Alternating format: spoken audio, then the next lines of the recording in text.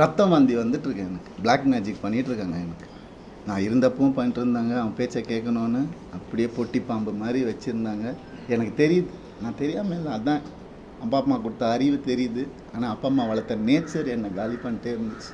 இத்தனை வருஷம் முதுகில் குத்துறாங்கன்னு தெரியும், அவங்க எனக்கு தெரியாதுன்னு நினச்சிட்ருக்கேன்.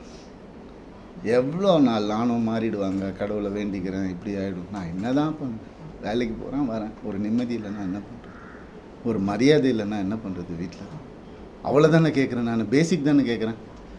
இதில் என்ன ஆம்பளை பொம்பளை எனக்கு புரியல. சீக்கிரம் குத்துங்க, வாங்கிக்கிறேன். நான் அப்படி தான் இருந்தேன். இத்தனை நாள் வேலைக்கு போயிடுறேன். நான் ஏன் இப்போ நான் வெளியே போய்ட்டு யார் கூடயோ போனது தான் உங்களுக்குலாம் தெரியும். அதுக்கு முன்னாடி நான் 2 வருஷம் ஹோட்டலில் அங்கே இங்கே தங்கினதெல்லாம் உங்களுக்கு தெரியாதுல்ல, யாருக்கும் தெரியாது. ஏன்னா நான் சொல்லலை. 4 வருஷம் இன்னையோட 4 வருஷமாக எனக்கும் சம்மந்தம். இப்போ நடந்தது தான் அவங்க எல்லாருக்கும் தேவை.